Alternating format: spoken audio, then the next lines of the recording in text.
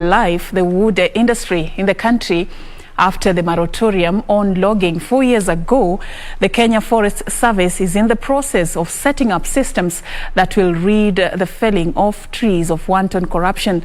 And as John Jacob Kioria reports on the final part of the feature, The Pain of Nobility, KFS, however, has the task of eliminating rogue elements from within their ranks who have been colluding with unscrupulous sawmillers to deny government revenue from the trees in government forests.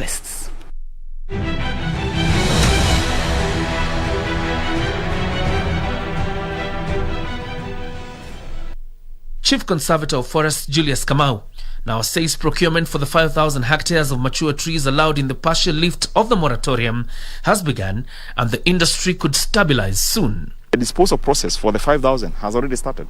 In any case, already we went to the public notice. We invited bidders, not bidders, but people who have interest to do business with the Kenya Forest Service with regards to roundwood, poles, firewood, and other forest products. And we gave them about 30 days to register on that platform, and most of them have registered.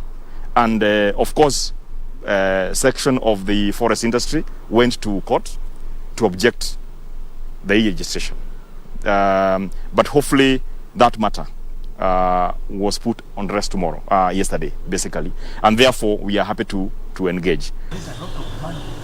According to Kamau, most sawmillers have failed to supplement government efforts at conservation, which would bridge the wood deficit in the country, which stands at 10 million cubic meters today. It should not be perceived as if we are working in a different direction. In any case, the commercial forest plantations are developed and their working cycles are set to support the industry. Remember, we have the big four agenda, the housing and manufacturing. So we appreciate that. And that's why we are trying to create a good foundation that when we start doing business with them, it is sustainable. For them, they will feel safe. They can even go for loan, knowing that I can still be able to access the material tomorrow. That's a plus. Timber industry does not implement a policy. We don't have that mandate. The person who implements the mandate on behalf, who implements the policy on behalf of Kenyans is the Kenya Forest Service, because it is the body which was established by an act of parliament.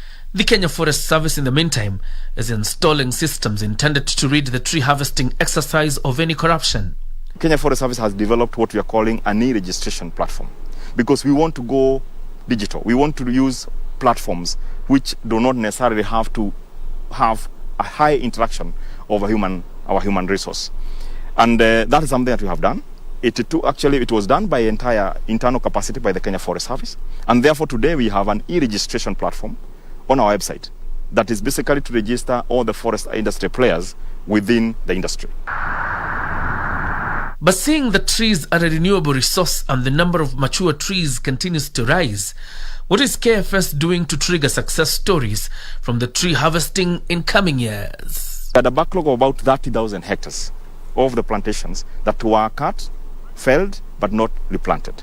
And therefore, one of the things that we have been able to do, it is to synergize our resources, working together with the projects that we have to be able to replant and restock these areas. And so far, we have been able to move from the 30,000 hectares backlog to now 14,000.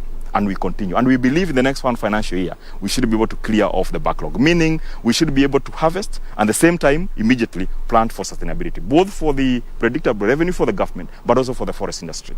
After government imposed a ban on logging 4 years ago, and even after the lifting of that ban, albeit partially, there's no respite for sawmillers in the country. Much of what we've seen is back and forth between government and sawmillers. But one thing is clear, that the government needs to escalate the conservation measures, because nobody can underestimate the importance of a beautiful ecosystem. But secondly, the government also needs to find a sustainable solution to keep sawmillers in business. John Jacob Kioria, Channel 1.